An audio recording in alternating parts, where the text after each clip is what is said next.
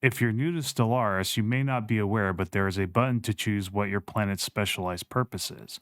Specializing planets is better than just putting whatever on them, because choosing a planet designation usually gives direct bonuses to one resource. This enhances the amount of that type of resource the planet produces. A maxed out mining world, for example, will produce more resources than if you had a mixture of districts and no specialization.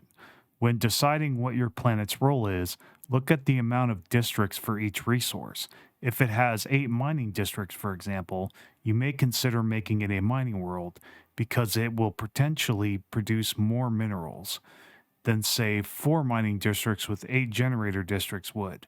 You should make the world with 8 mining districts the mining world and fill those mining districts, and the world with 8 generator districts a generator world. Then fill the generator districts. Now, sometimes you can't do this. Say you need energy credits really badly.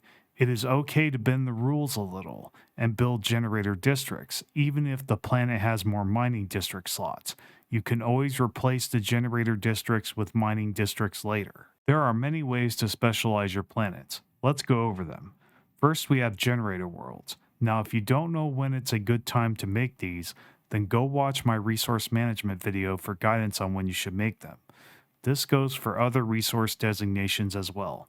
You want to set it to generator world here and generally want to do this with a planet that has more energy districts than mining districts or agricultural districts.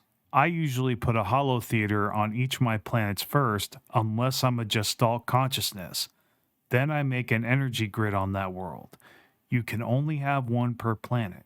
Usually you want to fill the rest with research labs or some other kind of specialist building, like exotic gas refineries.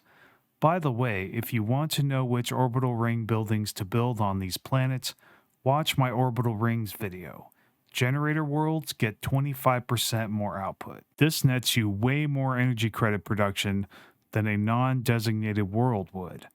By the way, make sure you research global energy management to build energy grids. Next is mining worlds. Building these is similar to how you would build generator worlds. Select the mining world designation, then fill your mining districts. You should do this on planets that have more mining district slots than generator or agricultural slots. Build a mineral purification plant after you build a hollow theater if applicable. Research mineral purification to build it. Fill the rest of the building slots with research labs or a strategic resource building like synthetic crystal plants. Do this and the planet will produce way more minerals than a non-designated planet would. Tech worlds aren't worth having because making them doesn't increase research output. Build research habitats instead if you have the Utopia DLC. See my habitat building video for more info on habitats. You should place research labs on your mining and generator worlds to fill empty space and because researchers won't compete with miners that much. Fortress worlds are similar to tech worlds in that they don't give any output, so it's better to designate it as something else instead. Forge and factory worlds are great for placing strongholds. Since soldiers are workers and forge and factory workers are specialists and shouldn't compete too much, so do that instead of having a fortress world.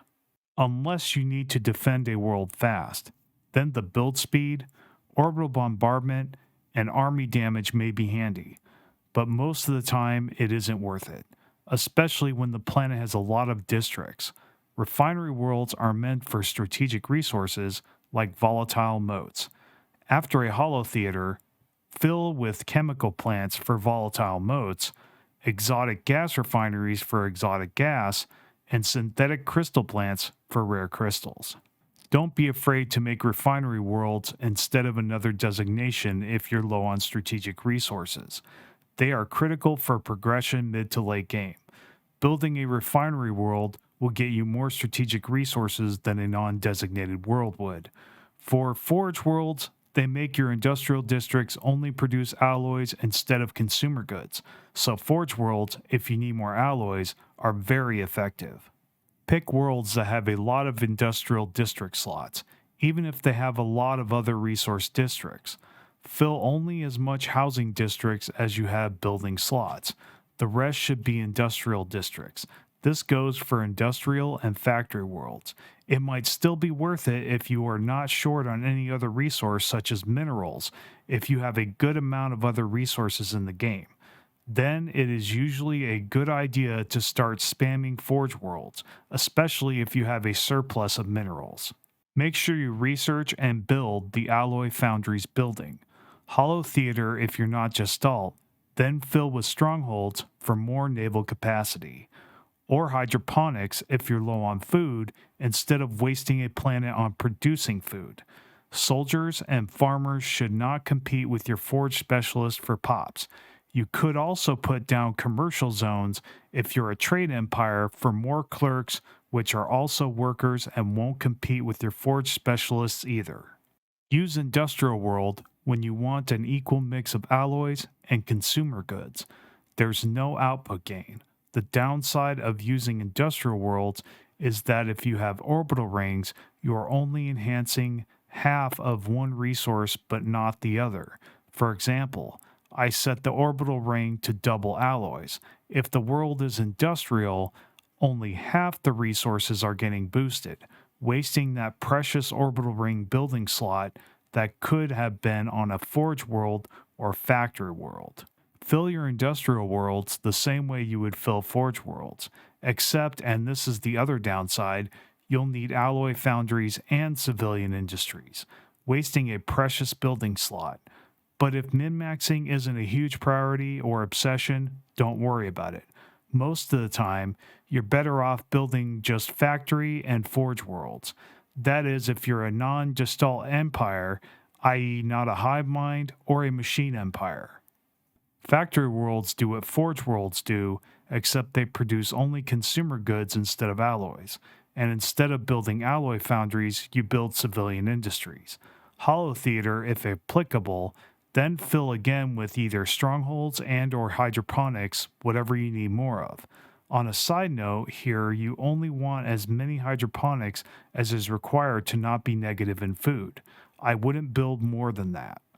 There is no need to have more monthly food than the bare minimum you can get away with.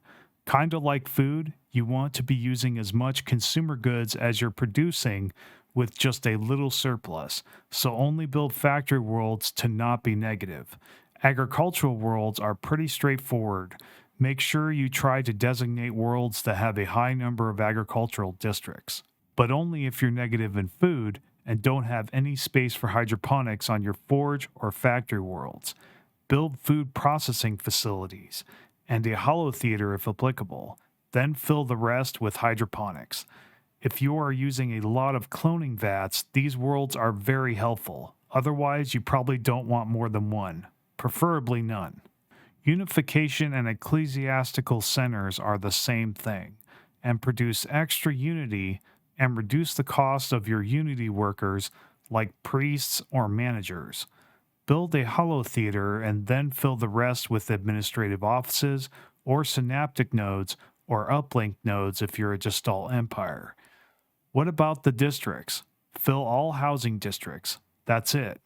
This should increase population faster and make more space for more Unity jobs. I believe the last designation that really should be considered is urban worlds for trade empires. They increase the planet's trade by a lot. Best to fill them with commercial zones and fill all housing districts. This will provide a lot of trade to your empire. So that's all I got. I might have missed something and I didn't get all the designations, but I believe I covered most of what matters. But feel free to comment. That was a lot to cover, so thanks for sticking around until the end. If you like my stuff, you know what to do. Thanks, and I'll see you next time.